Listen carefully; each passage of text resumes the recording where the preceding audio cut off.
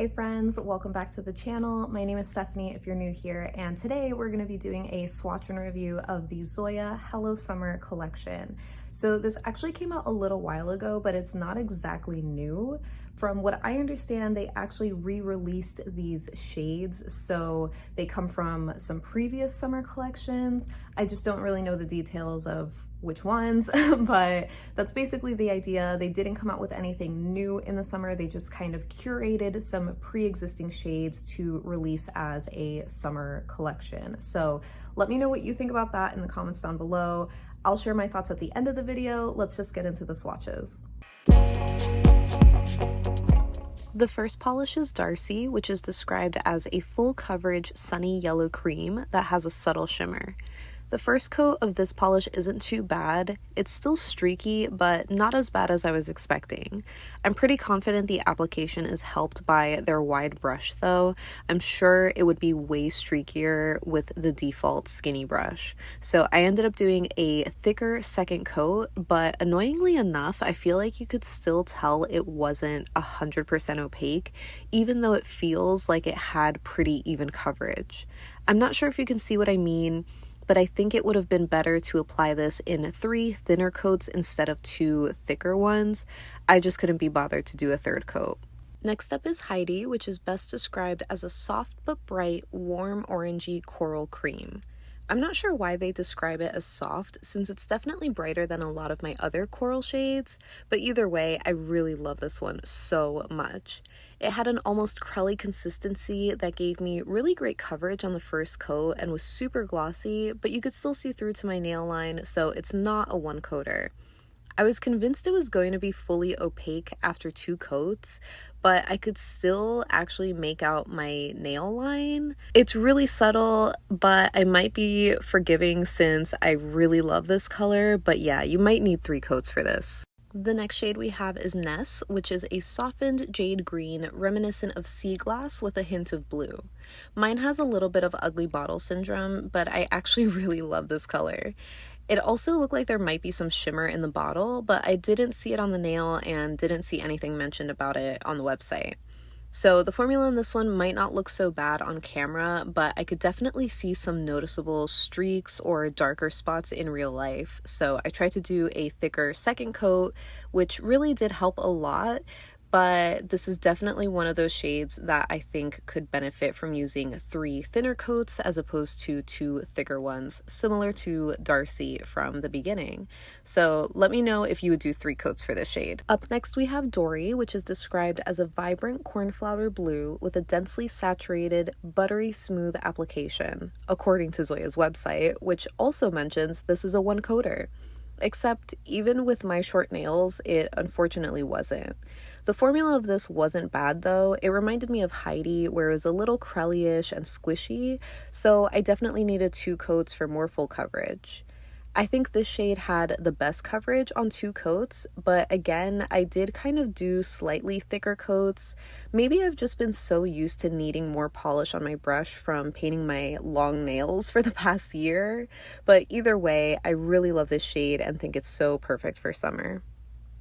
Next up we have Charisma, which is an ultra bright neon magenta toned purple that dries to a matte finish.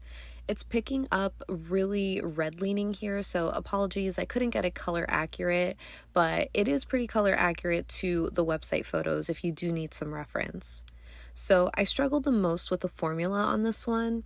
Maybe because matte finishes tend to dry down faster and I was probably overworking it and moving too slow, so I wasn't able to get even coverage. Once it dried down, you can see just how streaky and uneven it was.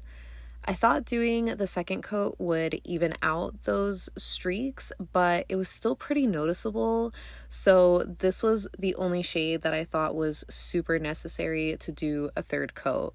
At least for me, I just really wouldn't feel comfortable throwing on a top coat with just 2 coats. I don't think it would have evened it out, so yeah, unfortunately, this one was a definite 3-coater. And lastly, we have Ally, an ultra bright, warm, medium neon pink cream that also dries down matte. This one is definitely leaning more red toned as well, but it's still a freaking stunning hot pink shade. You know that I love these. I didn't have time to do comparisons for these shades, so let me know if you'll want a video on that. But anyway, this neon was way easier to work with than Charisma. And this is another shade that reminded me of Heidi's formula, where it was pretty great coverage, but you could still see my nail line after 2 coats. So it's not 100% opaque, but I'm definitely way more forgiving of this shade just because I love it so much. So you'll have to let me know if this is a shade that you would be okay wearing on 2 coats. And that concludes my swatch and review for Zoya's Hello Summer collection. Again, I would love to know what your thoughts are on these shades being re-releases, because personally, I am not that upset by it. I am looking at it in 2 ways, where one, Zoya already has like 500 shades in their brand, so they have been in the territory of releasing new collections that have shades that are very similar to shades they already make and are not discontinued or anything. So you can easily kind of dupe them, you know what I mean?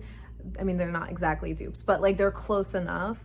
So I'm not upset by that. And then 2, I actually really like the idea of having a curated collection based off of fan favorites from the past few years.